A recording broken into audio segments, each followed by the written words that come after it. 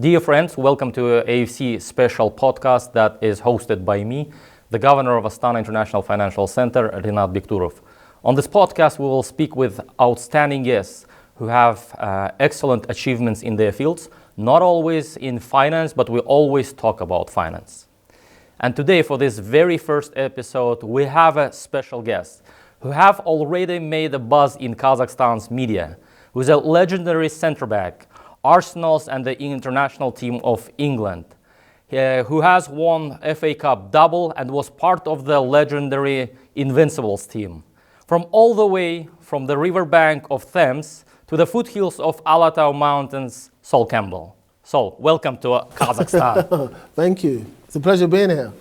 Yes, I know that this is not your first time in Kazakhstan, but thanks for agreeing to come and join us at Digital Almaty Forum. I think many know you as a legendary football player, some know you as a businessman and investor, and very few can call you family. So I want to talk a little bit about last two, if I may. But first of all, how's your impression about the city, about the forum? The forum, it's a pleasure to be here. Almaty, the digital, I think the meeting of all the prime ministers is incredible kind of meeting. For me, it's like almost like a G7 for the region. That's very special to get so many important people from the heads of states in one place. So that was really a massive pull, and hats off to Almaty to achieving that. So for me, it's great. I think the people are very hospitable. Everyone's welcoming.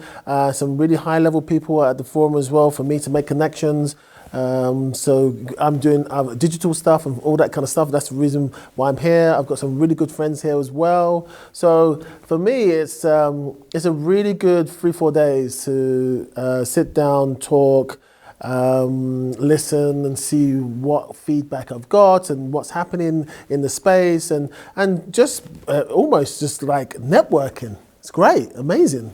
Yeah, thanks. And again, I think that a lot of us are very happy that you're here, especially the large Arsenal supporters fan base, which I'm part of.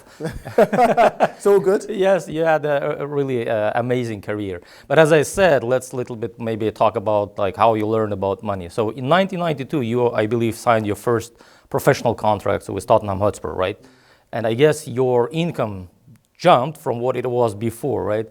And a lot of sportsmen, when they kind of get this money, a lot of times they're lost. They start spending money, and when their career ends, they're not prepared for the proper life, let's say, right outside of the football.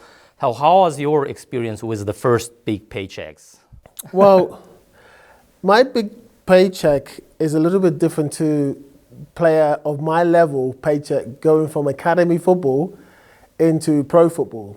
So I like to say I came from £29.50 a week in youth team, first year academy. Second year academy, it went up to £37.50. Could you imagine a 17-year-old surviving on $29.50 and $37.50 per week? What helped me was the travel allowances. Oh, okay.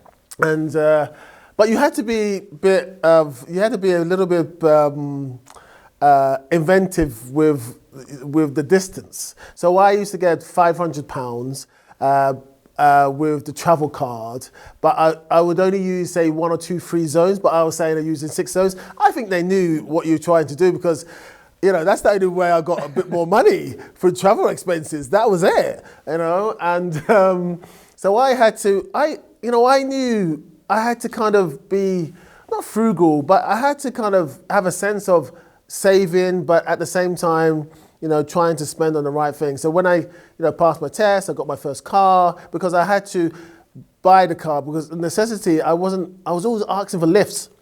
And sometimes, football, at 18 years old, sometimes you play away a game, you come back at 11 o'clock, 12 o'clock, and then you got to get back home. So, obviously having a car gave me that independence, and I wasn't always relying on other guys or the senior guys to give me a lift in the youth team.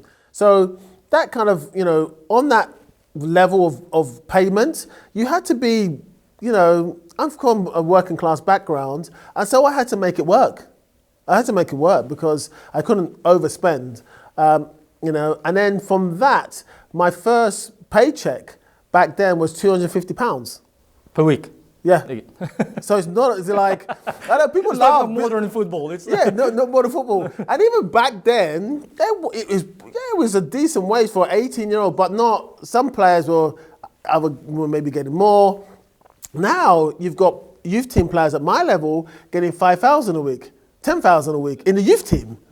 And then they jump up to, into pro, they go to 30, 40,000. But I had to be really conscious of that because I didn't have a lot of money. So that kind of my background where I grew up out of, and then the payments from Tottenham, which wasn't a lot of money, I had to be sensible. I had to save, and I became a saver. I love that you started actually from that, because first lesson or first step of responsible personal finance is savings, right? I mean, like if you don't have savings, you have nothing to invest. Then, like, to investing, where did you start? As far as I know from the media, again, you did real estate in the beginning, real estate, right? Yeah, I did real estate. I got when I was young, I used to, before all the scanning of properties and postcodes, so what I used to do, when I was like, 14, 15, I used to go to the papers, the local papers, and I used to look at houses. And I couldn't, not even younger than that, I think I was 12 years old. So very long time. So what I was doing, I would open the paper and I would look at the property section. And I used to look at, my postcode back then was E15, and I was looking at, say, E8 and all these kind of things. And I said, well, how low can I go? And I used to match the matched price, postcode, area. So I used to run those numbers in my head. At age of 12? 12, 13, 14, yeah. I couldn't afford it. Back then, I couldn't afford the houses. But I used to run the numbers. Now that's what they do now. Postcode and numbers. I was doing that at 12 years old. Yeah, you were like doing analysis of real estate market just by yourself. Yeah, for 12 years. fun. And now that's a proper, companies do that now. Yeah. Like they've got websites and things like that. I was doing that in my head, just running the numbers. Yeah, but when you did start actually, but I couldn't afford it. When I put money in it. Well, when I got my next level, when I really worked hard and I got probably my second contract, then I said I needed to get a house or somewhere, a flat. So I started looking, and I got my first house when I was 1920. That was for living, and this was mortgage, or? That was part mortgage. Back then you could do, you could put 5% down and get 95% mortgage. And then it went down to 1% at one stage and 99% mortgage.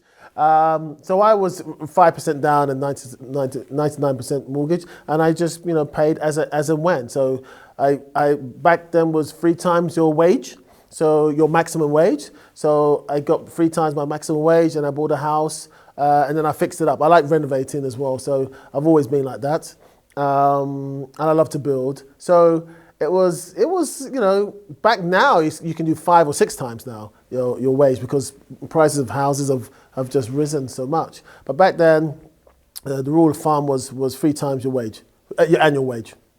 Yeah, then what are you investing today? What are your interests? We know that this is some of the startups you are involved with, the especially use of AI, right? So yeah, so I've got a few exit things in property that I'm exiting. And then now I've gone onto the virtual kind of, a virtual and physical platform. So I've gone into the AI space when it comes to, I studied information technology, and I've kind of moved it forward onto another level. So I'm doing a podcast, investing my own podcast.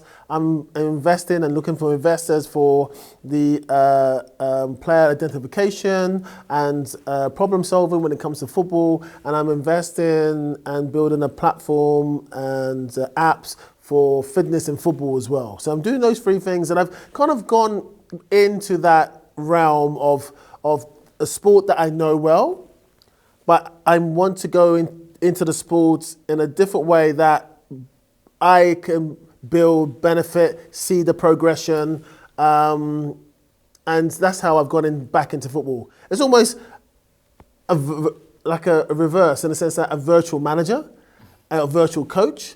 That's what I'm going into and do the platform and do podcasts, video podcasts. Well, that's a surprise that for me, you have a kind of IT background, right? And you had some, I think that's where the innovation comes when you are interdisciplinary. So you are a professional athlete, so you have obviously experience and knowledge about the sports, but then you are now adding IT and developing these platforms. And especially the one you've mentioned about identifying talent, right? And scouting. This industry, especially in professional sports, is a lot of data, right? As I believe there is a lot of measurements and collecting data, and data is essential for AI and analytics, right? Yeah, for sure. Yeah, so I guess the platform you involved is about identifying talent based on the whole this set of data that was collected. Is that my correct understanding? Yeah. So I was with a company, they're based in Switzerland and Macedonia. But collecting data is a big thing. That's the kind of, not the nuts and bolts of it, but you need somewhere you can collect it and hold it and then use it and manipulate it. But my situation is collecting the data. So what you do with the data, my ambition is to be able to collect the data, but then problem solve. That's the thing I'm doing. I'm not just collecting the data and then shove it back to the athlete and look at this. Yeah. I'm saying, okay, here's the data, but I'm going to solve a problem for you as well. So it will generate recommendations, right? What you need to do in terms of your problem visually and also in text. So that's what I'm doing. Yeah. So I'm building that, and that's the reason why I'm here as well, to kind of look for investors, look for developers. Had a really good talk, and I've met some fabulous people as well already at the digital Almaty 2025. So it's good. So this is the kind of broader picture I'm trying to kind of paint. But now I'm moving forward.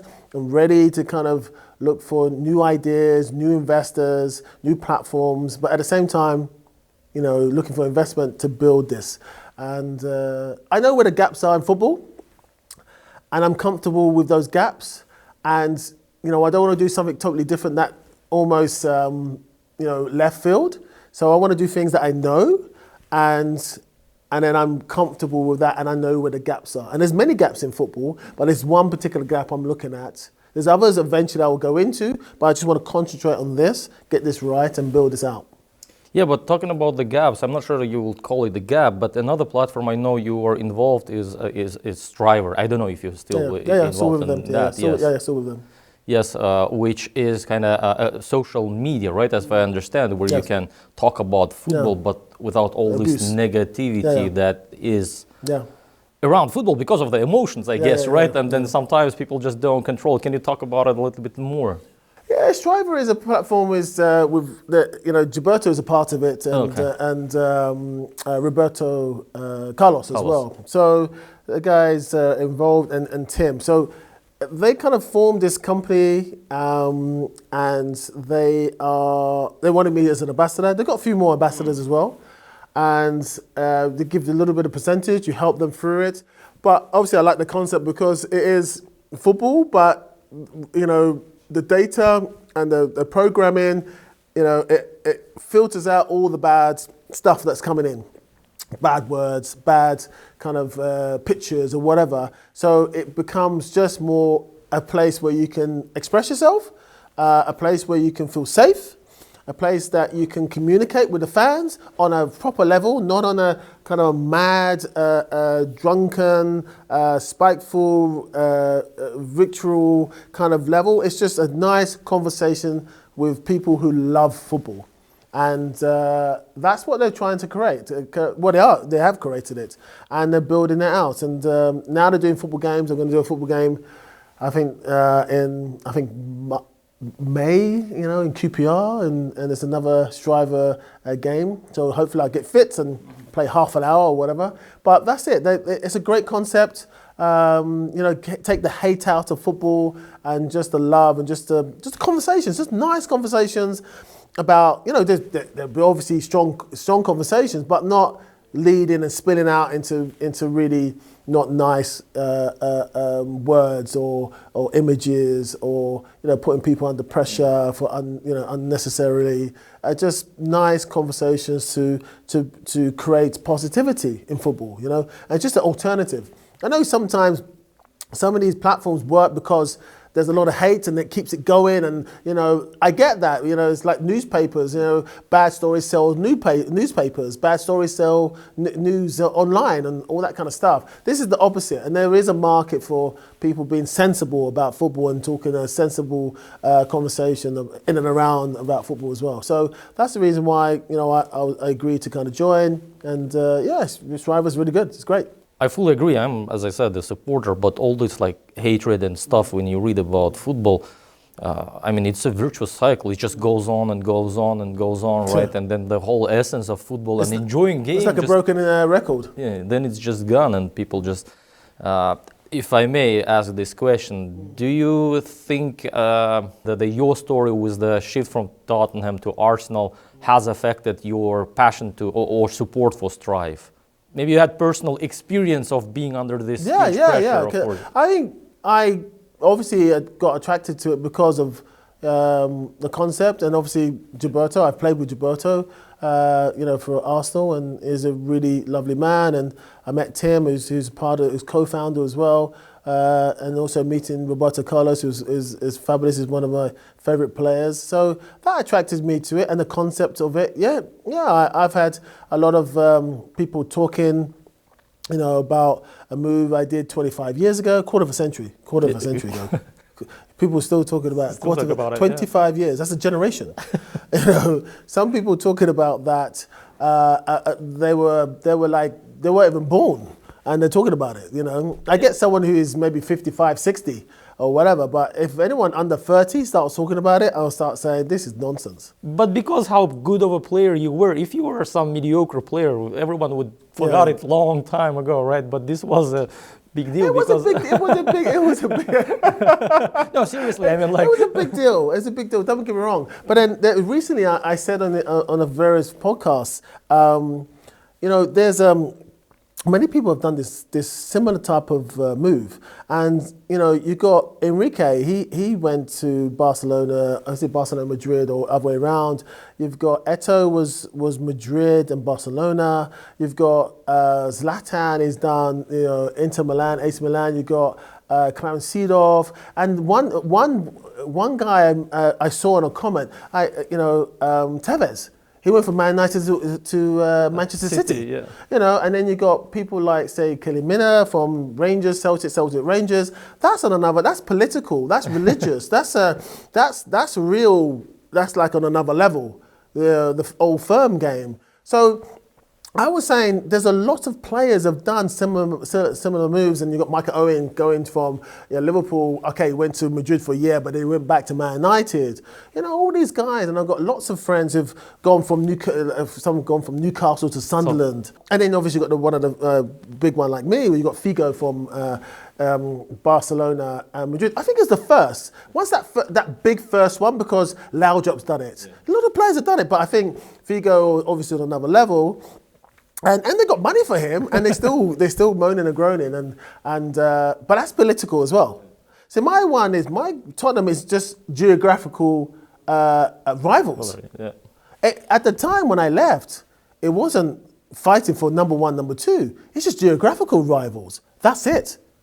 If it's a different story, if it's like it was Man United to Arsenal, and there were it's like proper, it's rivals, geographical rivals. And we're fighting to win the title. That wasn't the case. So, there is a bit of that. And I'm thinking to myself, what is holding this? What is keeping this going? On one side, they say, oh, he's a rubbish player. But why are you moaning about it then? It is what it is. I was a top player, and I moved. And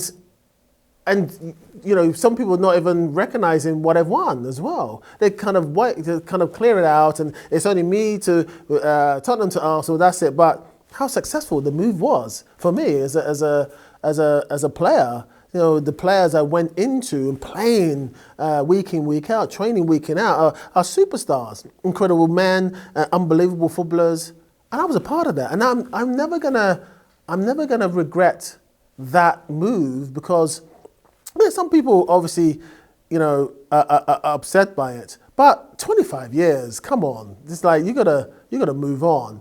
But for me, when you get older, you just say to yourself, do you know what? Some people like you, some people don't like you. But what you can't deny is the move was an incredible move, an incredibly successful move. And I won a lot, I played with top players, and it was just an amazing time. And I'll never swap that for anything. Nearly won the Champions League. I think that's the only thing, the icing on the cake I missed. But you scored the only goal in that final. I know, but we missed too many chances. I know. We missed really big chances with one man down. Let's not talk about that. That's gonna hurt. Yeah, it's gonna hurt. We get carried away. But again, we'll talk about money a little bit. But I cannot not ask you about this as an Arsenal fan, right? How was it to work with the Wenger? I mean, I've never met the guy, but from what I read, he was a great manager and has a lot of innovations in football. I think him working in Japan definitely, I think, helped him or shaped his mentality when it comes to football. Being in Monaco as well probably helped him as well. But I think the combination from Monaco, but definitely from managing in Japan, coming back, and at the same time, spearheading a new training ground at the time, and then putting that philosophy into the ground and helping players to understand themselves better, to see there's a healthier way to play football. Because remember when he first came, there was a big drinking culture at Arsenal, and he helped players definitely extend their careers, hands down, for sure. There's some players who are almost retired. He came along, put some new policies in, new ways of looking at life and football, definitely extended 1 or 2 players 3 to 4 to 5 years, for sure. And that's just philosophy, style of play, mentality. I think a lot of that with a healthy lifestyle definitely came from working in Japan and seeing how people operate there, you know, how things are connected, you know, cleanliness and hygienic and understanding, you know, don't allow mess to go to other areas. We used to go in, we take our shoes off, put it into the holes, and shoe cubby holes, and then walk in with our flip-flops into the changing rooms, things like that. All those kind of things helped to keep everything clean, your mind clear as much as possible. So when you come into the ground, you start to be in a Zen moment, Zen type of mentality. Even though outside could be crazy, but if you come into the training ground, he designed it to allow that Zen feeling of calmness. We're here to train. It's a safe space. This is where you're going to learn. So he's very good, and that's why, you know, some people call him the professor. So and I think, you know, that worked on me because I had a lot of, you know, talent, but I needed a system to play with, and also I need better players to play with as well. And he created that, and he allowed me to come into the system and then work the system and become who I am. Allowed me to be who I, you know, wanted to be on the football field, and at the same time I had help around the pitch from different areas around the pitch, and then, you know, the whole club was really run properly. So those things, I needed that because I came from a very, you know, jagged, in and out, saloon door, kind of revolving door management. I had 6 managers in 4 years, you know, it's just crazy. I wanted stability as well. And they created that stability, Arsène and David Dean. But, you know, the professor was very good to create the system and allow the players, the talent to come in to play the system. And allow the players to express themselves.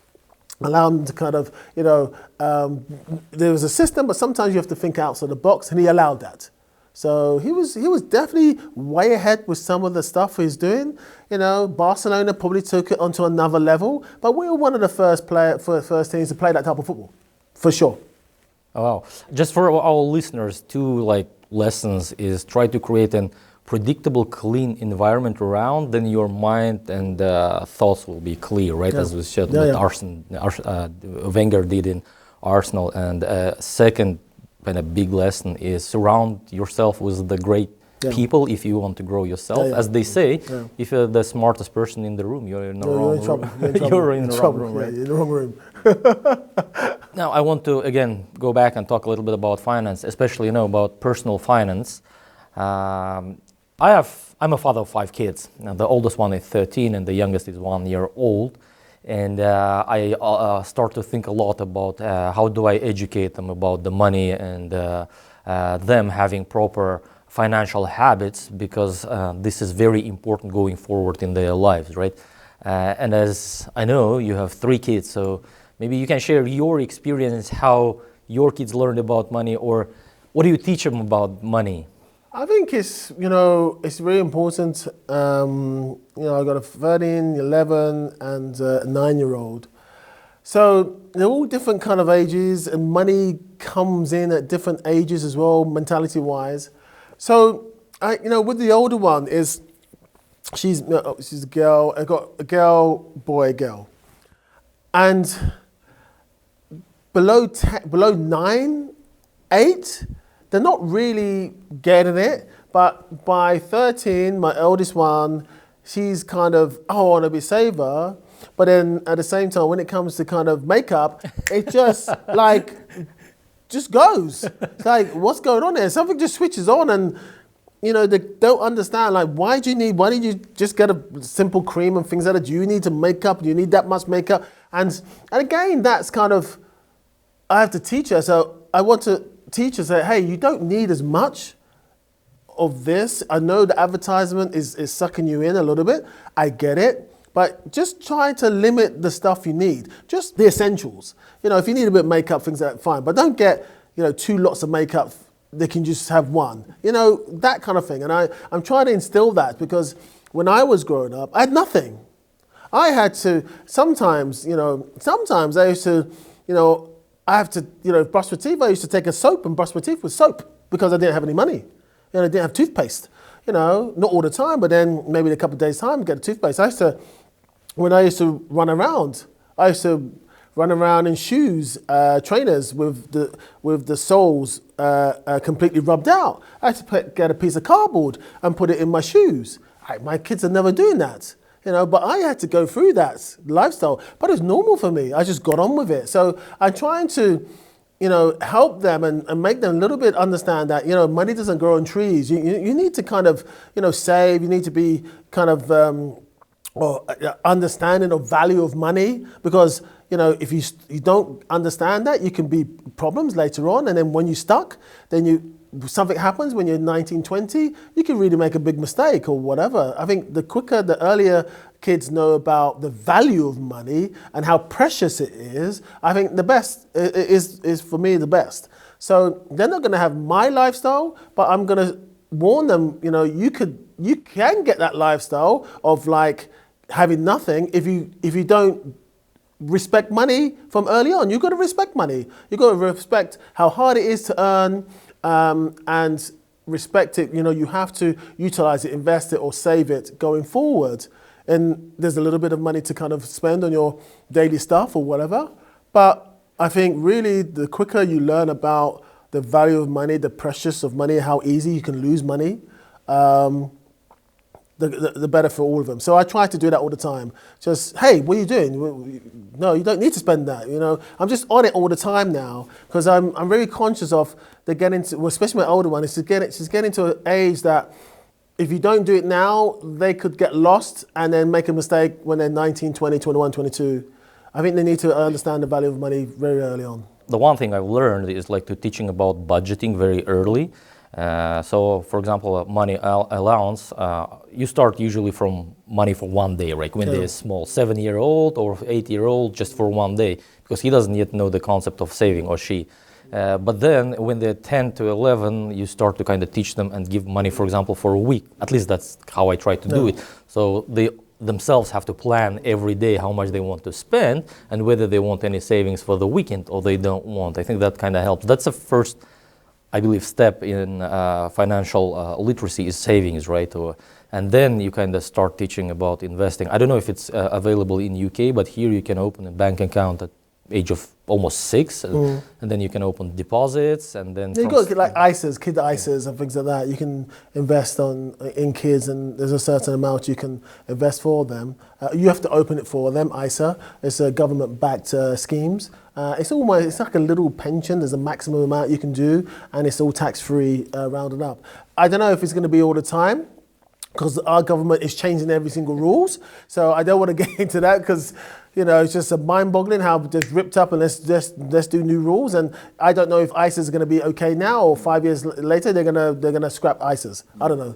But at the moment, there's a platform, and most banks have it, and you can invest a certain amount of money into ISA, but you have to open it up the parents have to open it up, or an adult have to open the ISA up. Kids ISA. But also, the kids have to slowly understand political movements and political policies will affect your savings, affect how you perceive, how you go on, how you navigate through. And that's important as well, because there is savings there. There's the job spec. There's where is the future of your business or whatever you're learning in school? How is that going to help you going forward? So that's all budgeting in a different way, but financial budgeting is a big thing, and you try to instill all those things as softly as possible into the system, into their minds, so they don't get overloaded. Yeah, exactly. Step by step, you start from simple things and investing, then you add on top of it tax implications, changing job environment, and etc., etc. So you build it up step by step. Yeah. And again, parenting is not easy, but it's fun. It's a big, it's a fun journey, right? And then a lot of time, actually, it's not only about what you say, it's actually how you live and what kind of an example you are, right? And then these talks, for example, with your spouse, when you discuss all these things, they're actually learning it, listening to it, political situations, and etc. So it's, I think, also important to talk about important things at home. And I think the youngest one, always the last one, is the savviest one, because they're listening to everything. Yep. And so she's 9 years old, and she's almost more mature, more savvy than the 13-year-old. Because she's sat and she's listened, and she's taken things in. And it's incredible how that all works. The first one and the second one, but the last one, she's really savvy. She collects the information. She wants to save. She wants to be dynamic, but she's understanding what to do for the rest of it. It's amazing how they learn from each other. But the main thing, what she does, she listens, and that's what it's all about. Exactly. She has first more role models, not just your mom, but also 2 siblings. Yeah. Yes, 2 siblings, but also again more talks in the house about these important matters, right? And on the kids' language, because to the older ones you're explaining in the kids' kind of more simple language. So again, great insights. Well, thank you, Sol, for coming and agreeing to be on this podcast. I'm very honored for you to be the first guest of our episode. Both because of what you do now as a businessman and investor, because of your obviously background in Arsenal and in an English international team. Thanks for coming. I hope we'll see you more. I am inviting you to Astana Finance Days, which will happen this year in September. Of course, we'll send a formal invitation. I hope you'll come there, and we talk about finance, investing, and money more. Yeah, perfect. Can't wait.